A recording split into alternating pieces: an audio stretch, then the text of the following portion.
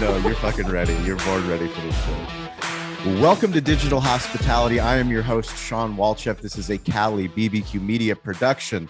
Every single week, we talk about our thesis. That is digital hospitality. Every single business needs to be digital first, and every business needs to be in the hospitality business. So what exactly does that mean? Our goal is to break down the internet every single week and teach you different techniques, different strategies, different way of living that you can start to embrace smartphone storytelling. So we want to talk about audio, video, written word, and images. Basically, how do you become a media company? We've been able to build this incredible platform for ourselves as a barbecue restaurant, gain all kinds of different notoriety, develop all kinds of different connections because we're willing to, number one, look stupid, number two, publish, number three, do it a little bit better every single day. And by doing that, we started to make connections and we started to build so much awareness for our brand that we never would have otherwise. Every week, if you're new to this show, we bring on somebody that is either in digital marketing, digital hospitality, somebody that's in the restaurant space, somebody that's in self-improvement, somebody basically that we admire, that they are doing things in their life and online, amplifying that message online. We bring them on the show so that we can learn selfishly, but the fact that you're listening to this podcast, you can learn as well. We believe a rising tide lifts all ships. My grandfather taught me to stay curious, get involved, and ask for help. You have already, if you're listening to this, if you're listening right now, you already passed step one. That's stay curious. Nobody listens to a podcast. Nobody tries to get better unless you are actually actively doing something. Then you have to get involved. You know, what Brian, our guest that we're going to bring on, what he tells us through his story, through his lessons, do something with that information. And then finally ask for help. Today's guest, I got to meet through our Meltzer connection. Anybody that follows the show knows that David Meltzer, we'll put a link in his for him, so you can follow him. He is my media mentor. He's become a close friend. He puts out incredible content, but he also has this ecosystem of a rising tide of people that are trying to make an impact on the world. David had a mutual connection. He said, you know what, Sean, Brian, you guys need to meet. Last year, before the pandemic, actually, Colleen set up a meeting and I met for, I believe it was supposed to be 15 minutes. It probably turned into an hour because we vibed right away. And I can't wait for Brian to share his story, to embrace all the wisdom on you guys. And I'm going to turn the mic over. So it's at Bogert Brian on Instagram and on social, brianbogert.com. Stover and Ian will put links in the show notes. But Brian, dude, welcome to the show. Dude, Sean, it's been a long time coming. You know, it's definitely one of those things. Through a Meltzer connection, it's almost instant lightning in a bottle. It is. And that's certainly what it was with us, right? We jumped on. I love that you said that 15 minutes, and it was like an hour and 15 minutes. And, yeah, you know, we were operating at the same vibration, the same frequency. And at that point, it was just like, how do we get our circles to collide a little more? And so now it's been almost a year since we talked, and we're making it happen. So, you know, that tells me the universe wasn't ready for us until now. So, brother, man, like let's do this. I love your intro, by the way, and I just want to hit on a couple of quick things you said, and then I'll jump into my story. Everything you said was spot on. Everything you said was spot on. And we use the term, we want to be the tide that raises all ships often, right? You know, we're on a mission to impact 1 billion lives. I'm sure we'll get into that and talk. That's a mutual mission that I share with Meltzer. But what I also love that you said is one of my favorite quotes that really pushed me into a direction here is that the only difference between who you are today and who you'll be 5 years from now is in the people that you meet and the books that you read. Now, the reality of it is what you just said, that your grandpa taught you to always stay curious. That's what it means. It's not literally the books that you read, although that's part of it. It's what information are you consuming and how are you consuming that regardless of medium and people? Because at the end of the day, it's about perspective and it's about additional knowledge and it's about the ways that we broaden our own way that we view the world. And that's what all of these things do. And so anybody who's listening to this, I love that you've created a community for people to truly stay curious, lean in and listen and learn, because that's what life is all about. So that said, man, why don't I jump into some of the lessons I've extracted? We can talk about my story real fast. Before you get into your story, I have to compliment you. Because I was on one of my coaching calls with David just this last weekend. And right before that coaching call, I happened to listen to one of his podcasts where he retold his story. And I've heard his story told across multiple platforms, on YouTube, on Instagram, through podcasts, in person, you know, and he has this phenomenal life story. But this 20 minutes that he retold his story on the podcast was better than I had ever heard him tell it. he went into more depth. He gave more detail. He integrated what he's doing now in his life into his story in ways that I never heard him do. And I had to compliment him on that because it's literally what he teaches. We learn through lessons and stories, but even him as somebody that's bringing all these people together, inspiring other people, motivating other people, showing them the tips and the tools, even he himself is working on his craft. He is. And I have to compliment you because in preparation for this podcast, I've been following your content ever since we first spoke. So I follow you on all the different platforms. That's why I was inspired again. Like, dude, I got to get him on the podcast, got to bring him in to tell his story.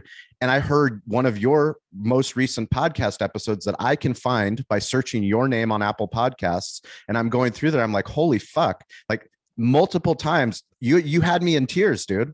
Like seriously, you've gotten so good at fucking telling you, and it's your story, but it's through those repetitions. And I hope that anyone's listening to this podcast, I'm going to let you take it from here. But if you're listening to this podcast, even know that somebody that has an incredible story, and Brian will tell you, it's not just about his story. If you're listening to this podcast, you have a story, but you have to work on that.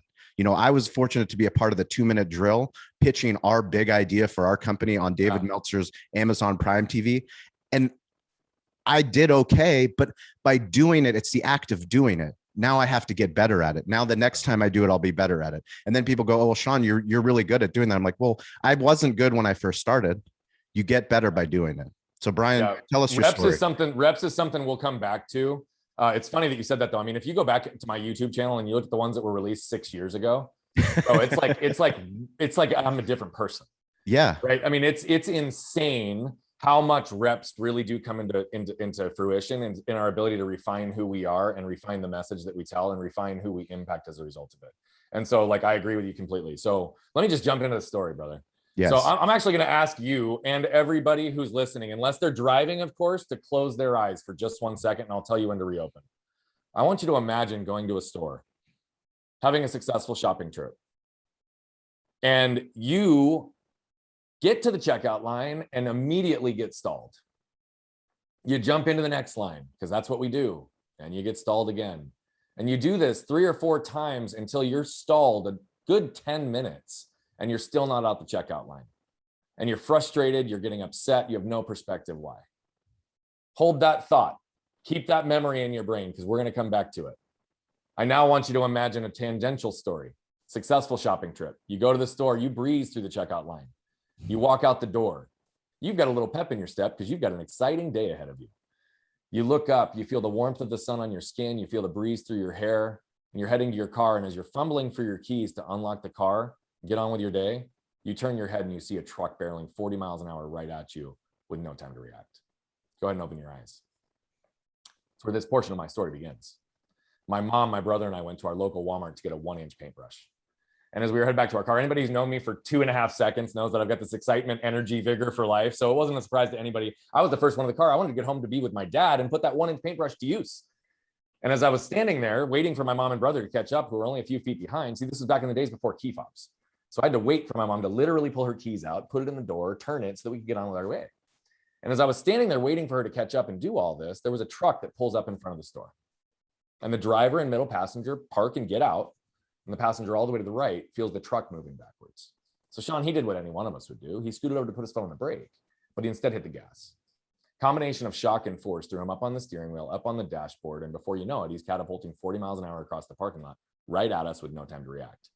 Now we're in an end spot. So he goes up and over the median, takes down the tree in the median, hits our car, knocks me over, runs over me diagonally, tears my spleen, leaves a tire track scar on my stomach, and continues on to completely sever my left arm from my body. So there I am, I'm laying on the parking lot on a 115-degree day in Phoenix, Arizona, middle of August. My mom and brother watch the whole thing happen. They look up and they see my arm laying 10 feet away. Now, fortunately for me, my guardian angel also saw the whole thing happen. That first story I told you to keep in your brain, the tangential story, that was her. See, she was there and she had a shopping trip and she kept getting delayed. And as soon as she walked out, she knew exactly why. She saw the literal life and limb scenario in front of her, and I'm forever indebted to this woman for choosing to turn into action and do something about it versus turn her head away and go on with her day. She came over and she immediately put her hands on the main wound on my arm and stopped the bleeding, and she saved my life. She instructed some innocent bystanders to run inside, grab a cooler, fill it with ice, and get my detached limb on ice within minutes to give me a fighting chance of having that limb reattached.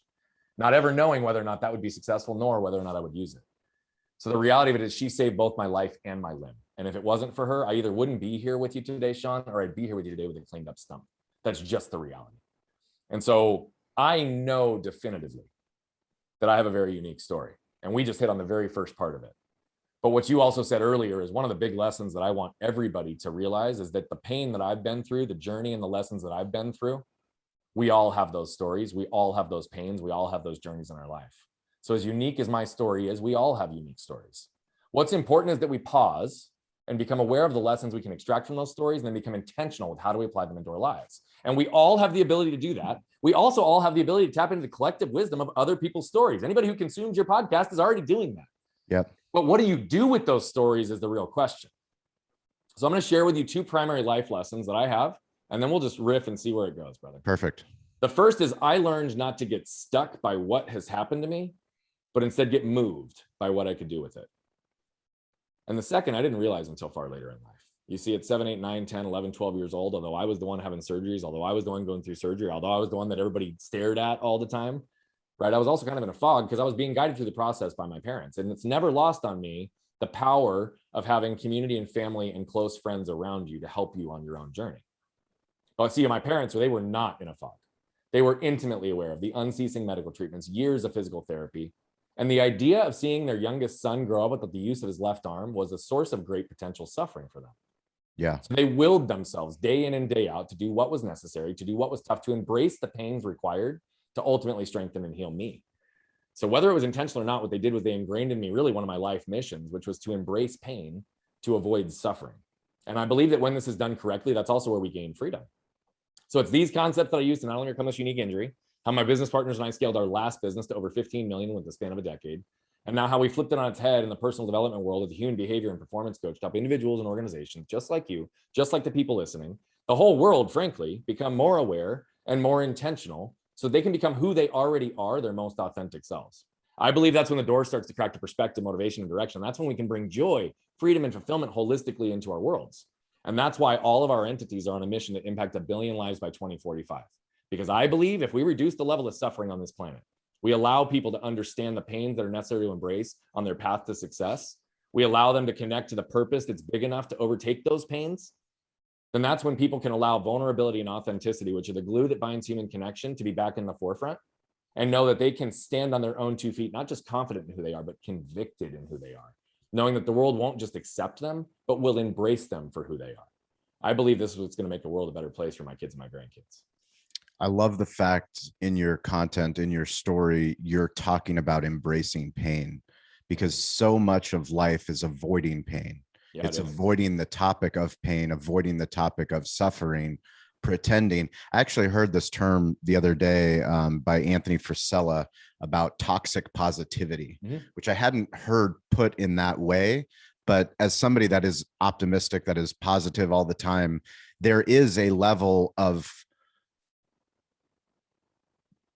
problem that comes out when you start to just ignore the elephant in the room. 100%. Not dealing with the pain, not dealing with the problem. As somebody that goes to therapy once a week to work on being a better husband, being a better father, being a better leader, as somebody that's a recovering alcoholic that is in sobriety, that's working with my sponsor, that's going through the steps, like there's so much work that I have to do to be a better person. No doubt. But so much of that work is doing an inventory on my character defects. Like if I don't do an inventory of my character defects and start to address who I am and what am I doing in my own marriage, then how can I possibly be a better husband? Because I can't be a better father. Like being a father, it seems, is such an easier path than addressing being a better husband. Oh, 100%. Because it's just natural. Like I want to be a great dad, but like being a better husband, we very rarely address that. Can you talk a little bit about your story of marriage? Yeah. I laugh because, dude, nothing worthwhile in this world comes easy, right? Marriage included. Yes. And, you can have a beautiful partnership, a beautiful marriage, but still have stuff that needs to be focused on and worked on. Yeah. Right. And so I will tell you, I'm blessed because I've got an incredible partner. She is my greatest coach, mentor, confidant, friend that I will ever have. right? I get 100% credit for what's 50% mine, because she truly completes me. And a lot of the thoughts that are communicated externally is really a byproduct of the way that we view the world collectively. And so I have to give that credit when I say that, because I'm very blessed. We're going on 15 years together, 11 years of marriage. And I won't go through all the depths of our journey, because it's a powerful one, but I'll just talk most recently, right? About something that really took place that is very raw, very real, but took a lot of work. And before I go into the story, I want to just say, I think it's interesting, because even what you just talked about goes to the whole concept that we believe in, is that everything begins and ends with you, right? Yeah. Always. If there's a problem in a relationship, a problem with a kid, a problem with a business deal, look at yourself first. Because more often than not, there's going to be something that you're contributing to that dynamic. Even if it's not your fault, it might be your responsibility. So pay attention to those things, because it's important. My wife and I recently, so I've done a lot of work, dude. I was bridled by shame for a long time, in a way that really impacted everything in how I operated in the world, in my business, in philanthropy, with my wife, with my kids. And, I started to do the work on this shame 6-7 years ago, and really unpack it with a really escalated focus on it in the last few. And obviously, as I progress more into this world, the more I continue to focus on myself first, always, because if I'm not solid, if I'm not living by the way that I preach, like, then who the hell am I?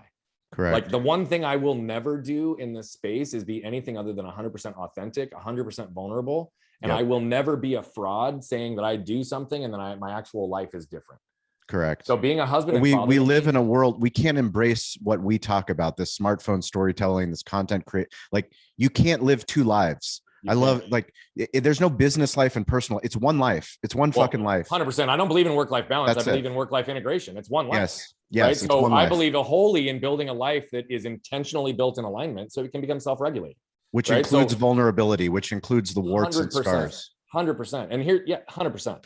And here's the thing, just because we've said vulnerability 3 or 4 times, true strength actually hides behind vulnerability. Right? So we'll come back to that. But I will tell you that recently, right? So I am committing the rest of my life to helping people discover who they are and realign their lives based on who they are, who they're doing this for, and who they're impacting. That's what I believe to my core. March 4th, 5th, and 6th of this year, my wife and I would have both said that we were in the best place in our marriage we've ever been, and it would have been true. It was true. We've been doing marriage counseling for 5-6 years, just to be proactive. And so marriage counseling together? Oh, yeah.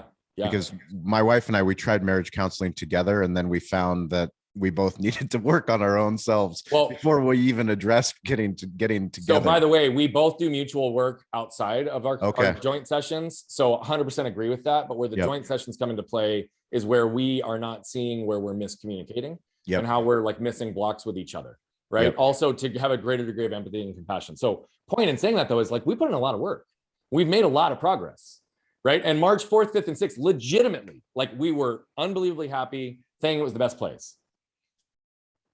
And then we went away for a weekend and we unpacked a couple things that like didn't seem like that meaningful, but really they were. There was something that was there for years that neither one of us could put our finger on. And all of a sudden it was brought to light. Now that didn't end up being the issue, but it was what was covering the issue. Yeah.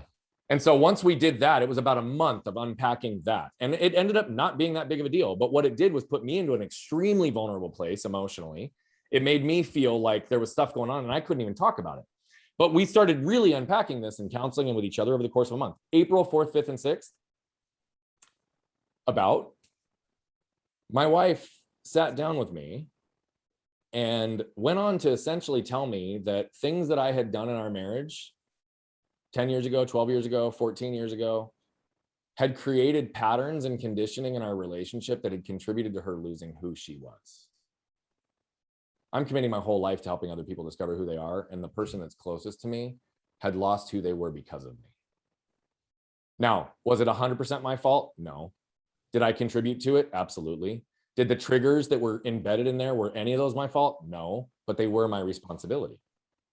But what she was getting at was the fact that there was an element of temper and an element of control that had come in. Now, the control was truly just a misunderstanding of intent, and we were able to unpack that, and that was like not even an issue for more than a few minutes when we actually talked about it. But the temper was still there. And I started to realize like, okay, one, I have to accept that. I have to be aware of it, and I have to own it real time. I'm a husband and father first. Yes. And nothing about impacting a billion lives matters unless those three people in my house are good.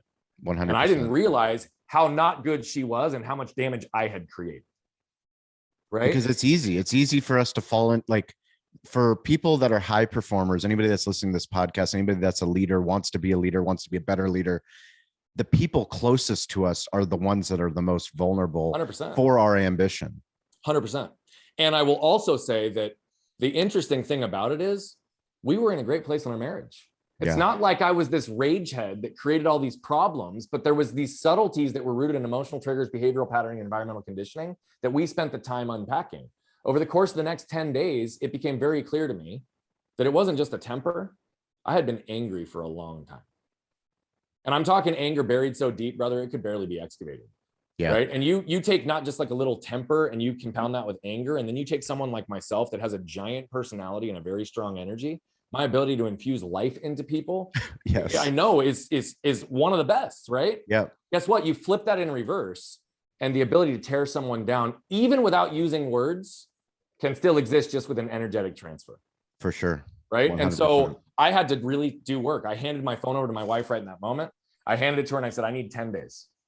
I need you to get with my team, clear everything off my calendar, my clients, everything. I don't care if it's a paid gig, with the exception of one thing. It was the first time in April that we were going to speak at a marriage retreat together at a mastermind. Oh, wow. And 4 days after we unpacked the anger, we went and spoke. And we were vulnerable and we were raw and we just owned where we were. And we were like, guys, we don't know what's going to happen, because in that moment, I didn't know if the damage was too great to repair. Yeah. And I didn't know if I'd still be married for another month, let alone another year. But I was confident in that moment that if I had 10 days to unpack what I do, my inside out process, understand the triggers, do the work, understand the rooting, start moving through it, that I could redirect the energy in our house. So I told my wife in that moment, I promised her that I would do everything in my power to make sure that we didn't ever feel the effects of anger in our house again. And I'm proud to say 4 months later, it's happened only one time and in a really minute way.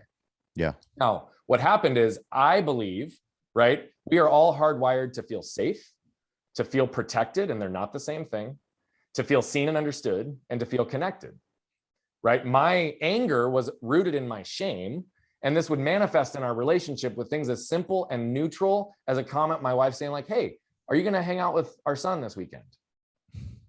Nothing behind it. Just like, hey, are you going to create any intentional plans? Not assuming that I wasn't a good dad, not assuming I wasn't a good father, but my shame, knowing that husband and father is my greatest role, would hear that through the lens of like, you're not doing enough to be a good husband and father. You need to spend time with your kid this week.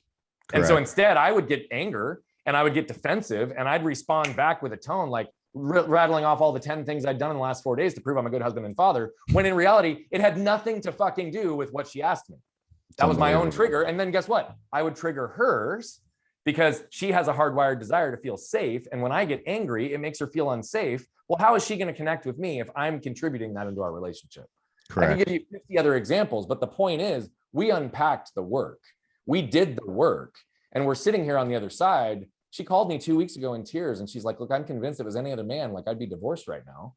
And she said, I'm like so grateful for what we've done, because guess what? Once she could feel safe, protected, seen and understood and connected, and I could create a soft space for her to land emotionally, which she'd felt safety and security financially, physically, spiritually, in every other way. But emotionally, I didn't give it to her because she didn't trust based on the temper and anger that was inside of me.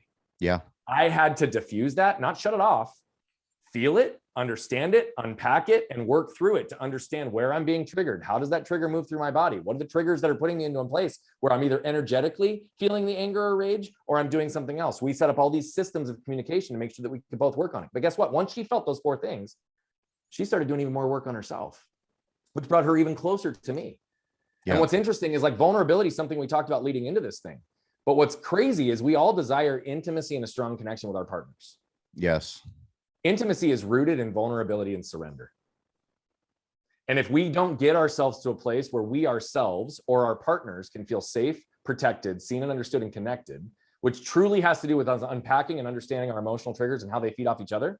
If we can't get there, we're never going to have the level of intimacy that we desire with our partner. I mean, I find it incredible, especially, recently with the work that I've been doing to become a better husband and to start to understand my wife more. My therapist and I were talking about the love languages and just Yeah. how people express different types of love. Yeah. Some people express they want gifts. Like that is the best form of love is if you get them a nice piece of jewelry. Other people, it's like spend quality time. I don't give a shit about material things. I just want to spend quality time. Right. Other people, it's words of affection. What are the words of affection? Tell me that you love me. Tell me that you appreciate me. And like, there's these 5 different languages. And what I hadn't realized until I started doing the work was my wife and I were speaking different languages. That's right. Literally, like she wants quality time. That's all she wants from me. What do I want from hers? I want words of affection. So when she says things, like she doesn't acknowledge all the things that I do well, but she'll always tell me the things that I don't do well. So which that is how I felt it in my house. So right? it triggered my shame constantly, which is what you're saying. It's exactly right. Like all I want her to do is tell me she's proud of me, that she's like, this is great. I can see the path that we're on, keep doing great with the barbecue restaurant, keep doing good with media. But none of those things were manifesting. It was always, okay, well, you don't do the dishes. Okay, then I help do the dishes. And then what does she say? She goes, oh, well, you forgot to take the trash out.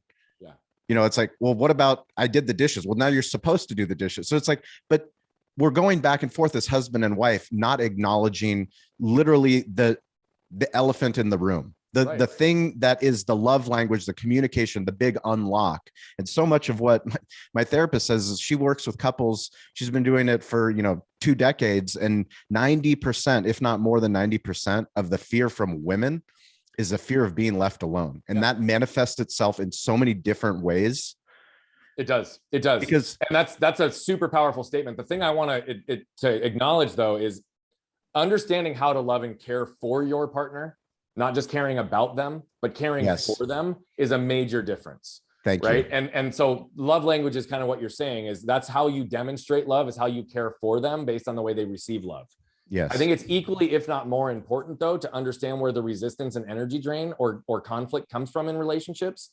And more often than not, that's rooted in the emotional triggers that the other person has had that have manifested in their life that, again, are not your fault, but you need to become aware of them so they can become your responsibility, right? So I know that my wife does not like to be around heightened anger or energy. But anytime I do that, it makes her feel unsafe because that's, by the way, a trigger for her is the desire to feel physically and emotionally safe. Well, I'm a man with a giant energy. If I get upset about something, I put off a giant energy that can be scary. Right. Yeah. And that's not even without screaming or being just my energy alone. Correct. Which puts her into a place of being defensive and scared. Yep. Which if I'm being a good husband, would I ever do anything to make my wife feel anything other than safe and protected? No. Correct. But I've done it multiple times in 14 years. And so we need to understand not just how to show love, but how to avoid the triggers so that we can demonstrate how we care for them by how we can be delicate and give them a soft place to land, even in the areas that were not our fault, but we assumed as our responsibility when we decided to do life with them. Yes. And that is so critically important. But then when you do that, right, caring for your partner really does lead to different levels of connecting with them, right? So like for me, I'm words of affection and physical touch. And I don't just mean that sexually, right? Yeah. Like genuinely, like if my wife touches my arm while we're driving, I feel her love. Yes. Right. And by the way, my wife also has physical touch, but that wasn't something that was apparent because her emotional place wasn't safe enough for her to be surrendering to be physically intimate with me. And I don't mean that sexually. Again, sexually it's increased, but like things as little as I want to just rub her feet or her legs to take care of her because that feels good to her. Yeah. If she didn't have the emotional safety, I couldn't do something for her from a physical touch standpoint that would allow her to relax because she's on edge, expecting some transfer of energy that's not positive. Right. She had to learn to trust that she has a soft place to land. And then I can demonstrate and care for her in the ways that she needs to receive it because I've been able to avoid the landmines with her triggers.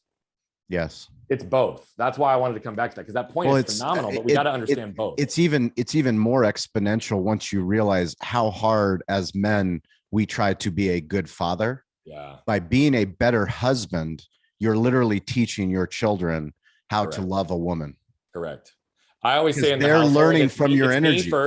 They're literally learning from your energy that you're 100%. giving off. Well, they learn from your energy, and they also learn from your interactions and the example that you set in anything, right? So my wife and I, the philosophy we have in our house is it's us first, meaning like as individuals, me and my wife, right? She needs to focus on her first. If we do that first and we're both good and strong, then we focus on our marriage second. Correct. As much as that's counterintuitive for so many people, it's like, oh, well, our kids, no, marriage second. Because if we're strong, we're aligned, we understand it, then we know we can be there together for our kids versus divided for our kids. Right. 100%. My wife is always afraid that she's not going to know what to do with something, but she sees everything. I'm afraid that I'm not going to see everything, but I always know what to do with it. Guess what? When we can actually surrender to the fact that we leverage ourselves to be better parents together, that means it's even more important for us to focus on our relationship together. Yes. But that's exactly right. Person first, marriage second, kids third. And oh, by the way, then they see your example, your energy exchange. They see us have disagreements and they see the repair. Right? They see when I've reacted bad in those moments, or mom has, and we repair with them, right? Damage will be created. It's all in the repair that demonstrates our ability to move forward. Yeah, it's I've shared on the podcast before, but the first therapist before this current therapist, she told me a story that I'll never forget, and was one of the most powerful things ever. And she just asked me, you know, when you go and you're traveling on a plane, and they're going through the safety instructions, and you're traveling with children. At the time, I didn't have children, but she said, you know, what do they tell you to do when the oxygen mask comes down? And I'm like, what do you do? As a man, you want to protect your children. So I put the mask on them. Well, no, they tell you, put the mask on yourself, put the oxygen mask on yourself first. Because if you don't have any oxygen, if you can't breathe, you're worthless to the ones that you love. That's exactly right. It's just a huge metaphor for what we all need to do is focus on self. Like, it's so hard because we want to be selfless, but you have to be selfish. Like, literally, if you truly want to be selfless, you have to be selfish. Yeah. I always say focusing on yourself is the least selfish thing you can do. Yes, there you go. Right. And the problem is that that's not the narratives of the world, right? The narratives of the world are also what screw us up in all of this stuff, whether it be with pain, whether it be with perspective, whether it be with like success and how we chase it, whether it be with emotional triggers, truly, like, the external narratives have gotten so loud for so many of us that it drowns out our internal narrative. The voices of the world are truly louder than our internal voice. And like, we cannot have that happen if we truly want to get back control or influence over our paths and destinies. I would love for you to talk about chronic pain. Yeah. And suffering. So, and we'll hit this quick. Speaking of narratives. Yeah. Well, the narrative of the world is to avoid, reduce, or eliminate pain, right? You even said it in the beginning. It's like, and that's our natural tendency. And the thing is pain gets lots of attention because we're aware of it. We feel it. It's right up front. But the thing about pain is that, like, we can't really draw any definitive conclusions about it, with the exception of one, because pain is independent to the person experiencing it. So we can't even measure pain in a relative perspective other than one thing. We all experience pain. But we need to better understand pain. So pain is defined as short-term, intermittent, and direct cause from something, and then alleviated once that direct cause is removed. And then, because of narratives of the world, what we do with everything is we screw it up and we put adjectives in front of it, which inherently changes the definition. Acute maintains it. But chronic, which is where you were leading, chronic pain changes the definition because it implies it's no longer short-term, and it persists after that direct cause is removed. So let's stop calling that chronic pain. It's not pain, it's suffering. We don't want to admit that suffering exists, particularly when it's a direct result of our choices. And suffering often creeps up on us as we adapt to it more and more over time, sometimes until its effects are irreversible. I can't thank you enough for acknowledging, and I haven't heard anybody talk about suffering the way that you do, and I'm so happy that you do, because it is a universal condition that has happened since the beginning of humanity, yet no one addresses suffering outside of major religions. Like, we just don't talk about suffering. We don't. It's a fact. And we don't embrace pain. Yeah. We avoid pain. And that's the whole narrative: embrace pain to avoid suffering. But that's exactly the point. Here's the thing: suffering exists on a massive level. And I think that the root of all suffering is really based in a few basic things. It's what's left unsaid, what people don't feel permission to feel or say, what they lack the words to say, or what's left undone. There's 4 areas that root suffering in some way, that develop suffering. Now, suffering can look like multiple different things, and we'll talk about that in a second. But what we need to know is that the unavoidable precursor to change is acceptance. So to alter the future and state of things, we must accept the current reality. So we have to pay attention to that. So this concept is relatively simple. I'll give 4 examples here. Anybody who's listened to me before has probably heard many of these, but we can embrace the pain of hitting the gym for 30 minutes a day to avoid the suffering of aches and pains of a sedentary lifestyle and not being able to play with our grandkids well into our 70s. We can embrace the pain of a difficult conversation with a loved one or spouse to avoid the suffering of being stuck in a loveless marriage that's going to end in divorce, or being stuck in a marriage when you actually want divorce. We can embrace the pain of the fit our kids are sure to throw by having them put down their mobile devices at the dinner table to avoid the suffering of years of lost meaningful connection and conversation we'll never get back.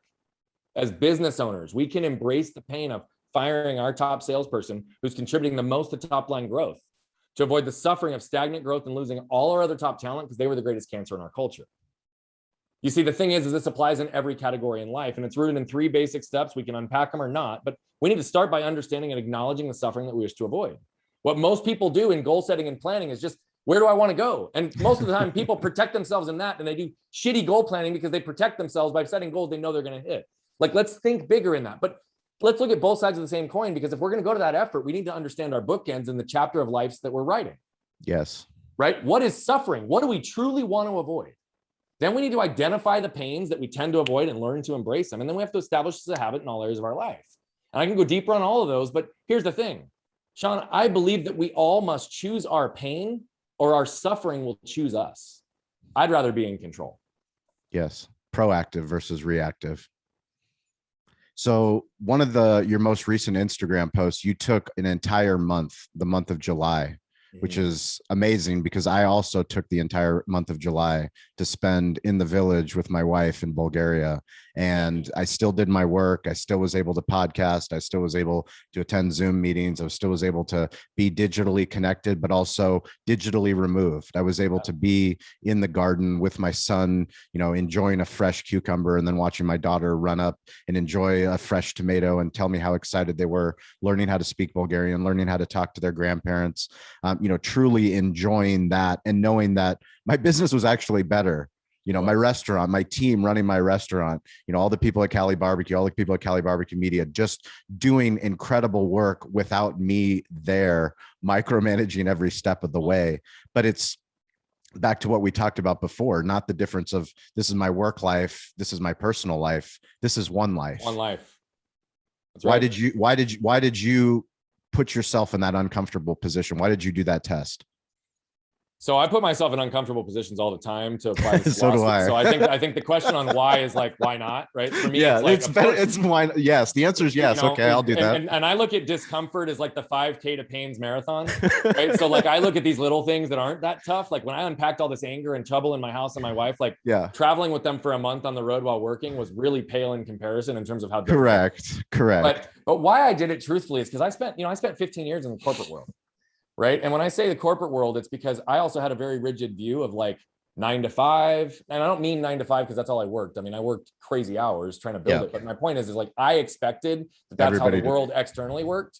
And it was like, oh, so if I work Monday to Friday and I do these things in structure, then I can spend time with my family on the weekends and I can do this. And I integrated it as effectively as I could, given the role in the business that I was in. I did. Right. But over the last 18 months, as we've developed and moved out of that, executed the buy sell, done the things that we've been doing really to go have an impact on the world, I've realized like I have way more control and influence over my time than I ever imagined. Yeah. And it allows me to truly be flexible, not just on weekends, but consistently every day, right? I never took my kids consistently to school, but I take my son to school every morning now. Yep. It's a part of my routine. It's a part of my day. Right? When I'm traveling on events now that I'm gone for a weekend, I start picking my kids up in the afternoon. I end my day at 3 because I'm heavy loaded in a 3-day experience that I'm not going to see, that I'm not going to touch.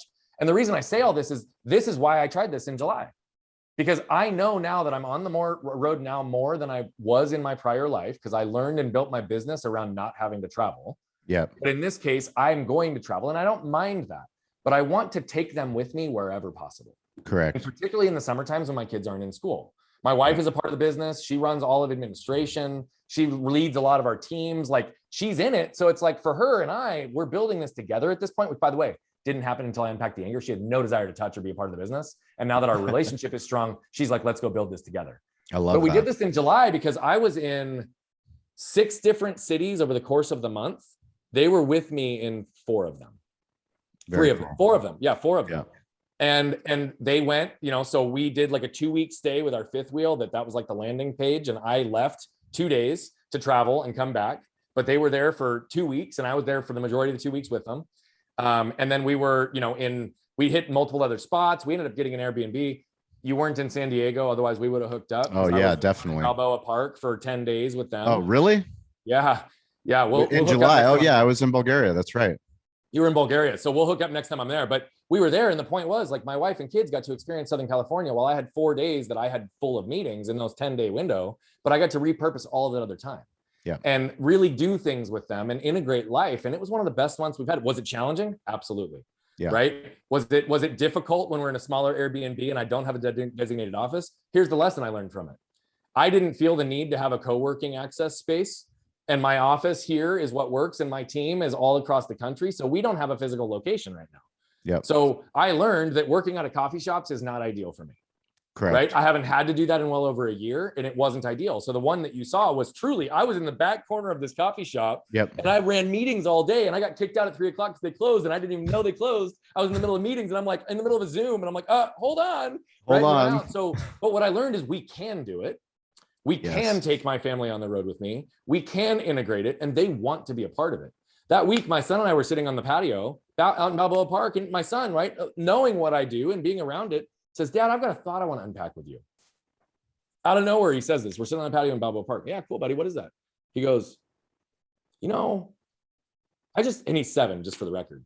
He goes, everybody's got stuff that we know and we see. Like everybody's hardwired with certain things that we understand. Like everybody's got a brain, everybody's got a heart. We all have our guts that we know. And he's like, and we've got our lungs that we breathe through. This is literally what he says. I was like, yeah, buddy. And he goes, but you know what? He said, that's all the stuff that we know. But he said, I've also realized that everybody like has this other thing that's just a lot harder to put our finger on, a lot harder to pull out. Yeah, what is that, buddy? He goes, our own unique ability to be awesome, Dad. And I was like, buddy, like, that's awesome. Like, first of all, I don't know where you heard the word ecosystem. Like he wants to unpack a thought process with me. Right. And then we have this whole conversation and he turns around and he goes, Dad, I think it's time I join the family business. No way. Right. And like, while we're traveling on the road, he said that in Balboa Park. That's so rad. In Balboa Park, we're sitting on the back patio in this house and he goes, Dad, I think it's time to join the family business. Right. What that told me though, is that they also, the kids see and feel the difference. Yeah. Being able to be around it all.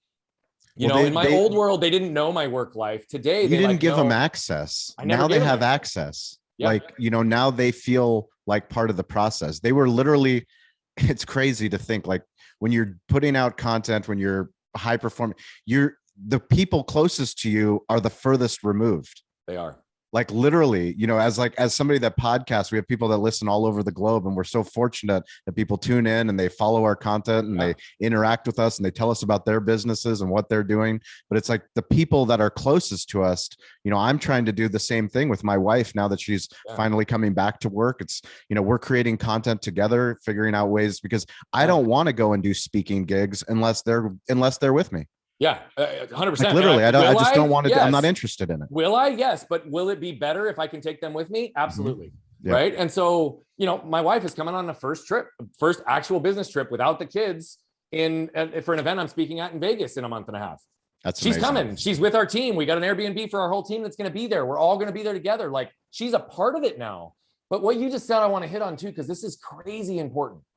My wife never said this to me, but what became very apparent to me when she told me that I contributed to helping like make her lose who she was, is that I'm out here coaching individuals, working with people to elevate and empower them to become who they are, helping heal other people, helping work through the challenges and the pains in other people's lives, literally taking business owners and helping multiply their businesses, their relationships, their health, like through doing this deep work, which she's all a fan of, sees it, understands it, believes it. But how do you think she felt? Correct. You think she felt like a priority in my world when there was clearly problems that I was helping others solve in their world that we weren't addressing in our own? And part of it was because I was blind to it. And I'm not going to say that as an excuse. It's the truth. I was blind to it. Yeah. And so I couldn't be intentional with it. And it wasn't my fault until I was aware of it. But the second I'm aware of it, it's not only my responsibility, but any damage created from that point forward is also my fault. Yeah. And so I was able to really flip this on its head. Part of when I handed my phone over to my wife for 10 days, I ended up getting a second phone that week. This phone is the only phone sorry, is the number. She's the only person on the planet that has access to it. She's the only person. She has a direct line to me. It's not on my main cell phone. It's 100%. I don't have to weed through the noise, the 50 to 100 text messages that I get every couple of hours, right? I don't have to weed through all the social, all the emails. My wife knows she can get a hold of me. It's the bat phone. Right here, always, not even having to weed through it. And without any hesitation on that, that's good. Plus, now that I'm with my family, I can take this phone that's not hers, that everybody else has. And when I'm with them, I swap my wallet over. I now have a phone if I need to call her or be in an emergency, but I shut off the outside world so that my family knows they are that I am where my feet are and they are my priority when I'm not in my office. I love that. Everyone needs a bat phone. I never believed in it until now. And now I'm like, oh my gosh, it's changed my relationship because my wife, oh, by the way, and it's fun too, because she knows nobody else has access to this phone. So this phone, we text a lot of fun stuff back and forth. It's great, right? And it's just a beautiful thing. And she has an alter ego now for her role within the business. And in the business, so when I have business stuff, I text her from this phone. Yeah. When I have personal stuff, I text her from this phone. It allows us to create boundaries around the roles that we play for each other, understanding that like we're going to pivot between multiples and being okay, recognizing when it's work mode, when it's relationship mode, when it's parent mode, when it's relaxed mode, when it's personal mode. And we have to communicate openly about that so that she can feel like a priority, like everything else in my life. I love that. Yeah. I mean, it's one of the things that we talk about all the time on this podcast is just understanding that the smartphone, it does so many things, and we have to unpack all of the amazing tools that it has, but also all the barriers that come with it. You know, there's so many opportunities that anybody that's listening, I mean, you're probably listening to this podcast because of that smartphone. It's literally probably Bluetooth through your car or through your house, but it's also something that if you don't address the things like the personal relationships as a husband, as a father, as a leader, how do you interact with people on that platform? And I need to do a better job of it myself. You know, it's understanding where our strengths are and understanding where our weaknesses are. Before I let you go, give our audience just some practical advice that they can take away, something that they can do today. So stay curious, get involved, ask for help. What, my grandfather, it's one of the craziest things. When I was traveling with him, I was very fortunate to help him write his life story, his autobiography. Spent 3 years doing it, traveling to Bulgaria, traveling to Germany, where he went to medical school. And we went to all these incredible places. And I was young, I was 21, 22 years old. And I could never understand why every time we went to Notre Dame, or we went to Paris, or we went to, Spain, wherever we were, he always, whatever tour we were on, he had to be the first person on the bus. He had to be sitting next to the tour guide. He had to pull every brochure, and he was always asking questions. That's awesome. I was like, why are you doing that? Like you're holding up the group. But he was so curious for knowledge, and he wanted to apply that knowledge. And ultimately now, having spent that time with him, it wasn't for him, it was for me. Yeah. It was for me. And the question is, if you're listening to this podcast, it's for you. You just gave me but chills. It's not only for you, it's for the people that are closest to you in your life. 100%. So I'm gonna riff real quick on two basic things. I'll make this fast and hard hitting. You've probably heard me talk about this concept, who before what, right? The world conditions us to chase the what house, what car, what amount of money, what amount of success, what business, what industry, what partner, you name it, right? And I did that, and I got it all. And I woke up one day running with people making multiple 6 figures, 7 figures, 8 figures in some cases. So many people who'd accomplished the what's of the world. And I looked around and realized that myself included, so many of us were miserable. We weren't actually aligning with who we were because the world told us who we were, and we forgot who we were before the world told us that. And so when we started to realign, I started to realign back to the who. What I started to realize is all that really matters is the who's in our world, right? Who am I? Who am I doing this for? Who am I trying to impact? And when we realign based on the who, we put who before what, then really all the what's in our life become a manifestation of who. It's no different in business, right? Put people before profits.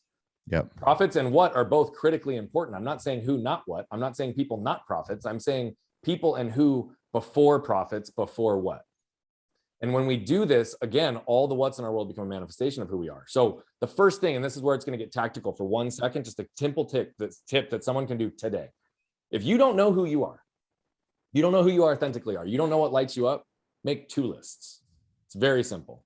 1 list over here. What are the things, people, and sources of information in your world that leave you feeling uplifted, that leave you feeling energized, that leave you feeling worthy, that you get into flow state and in 8 hours can go by one, that you like want to get out of bed for it, that you want to share it with the world, that you're proud and you just have this energy. Make that list. We all know what those things are. We all know who those people are. We all know what those things are. Pay attention to them. On the counter list, things, people, sources of information that leave you feeling depleted, defeated, unworthy, where 8 hours feels like one and you just can't wait to get your day done.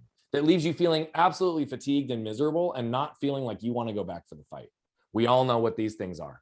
But what most people don't do is they just accept that these things have to stay there because it's the world has told us, well, it's just life, just deal with it. Just shove our shit down and show up and smile, right? To your point on like the unhealthy, toxic positivity, right? Yeah. That's where the narrative comes from, is shove it down, show up and put a smile on your face, right? Yeah. But pay attention to this list and go through a systematic process of eliminating as many people, things, or sources of information that bring negativity into your world.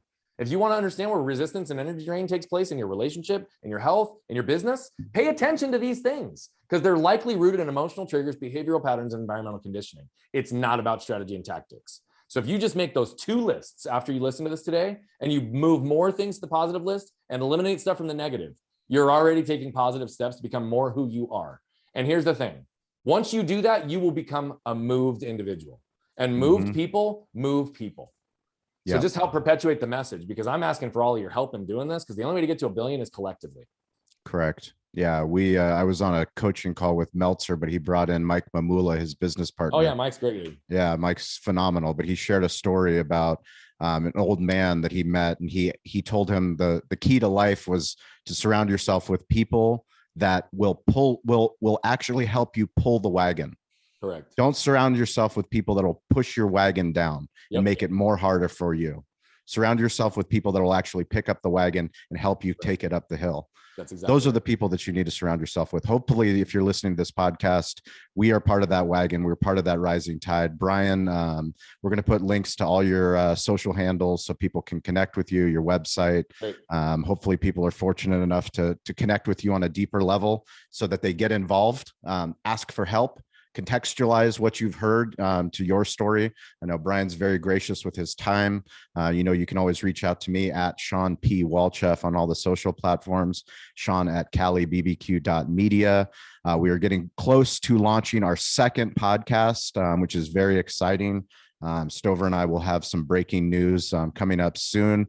We're working with a couple big media giants to produce it. So stay tuned for that. And then be sure to join us every Friday at 10 a.m. on Clubhouse, 10 a.m. Pacific time on Clubhouse, where we hopefully we can get Brian on one of those Clubhouse calls. So people that are listening to this podcast, another way to get involved. We love that you're curious. We want to keep finding ways to push you off the cliff to get you involved. And then that way you can actually ask for help. Brian, dude, you're a rock star. I love watching what you're doing. Whatever you need from us and our community, we're here to help support you and everything you're trying to accomplish, man. Thank you for being thank you for being a vulnerable husband, a great dad, a great leader, and a great friend. Well, Sean, thank you for creating a platform to pour good into the world. I've watched you as well. And that's a two-way street, by the way. Anything I can do to help you perpetuate your growth, your mission, say the word. It's not even a question. Since you said you and your community, I'm going to give one ask. I told you we won't get to $1 billion without collective impact. And so what you guys will notice if you go to the website, and I want to be really clear here, this is not for vanity metrics. Okay. You'll notice that I know and am very aware that to impact 1 billion lives, 99.99999999999% will never pay us $1. And I am very okay with that. Those that lean in and choose to invest in themselves will substantiate the resources necessary to perpetuate that impact. Here's the thing though, we create a ton of free content to genuinely elevate and empower. And if you consume any of it, you'll notice that 99% of it doesn't have any ask, doesn't have any direction where we're funneling people. We're not doing any of that stuff. We genuinely are putting stuff out to help.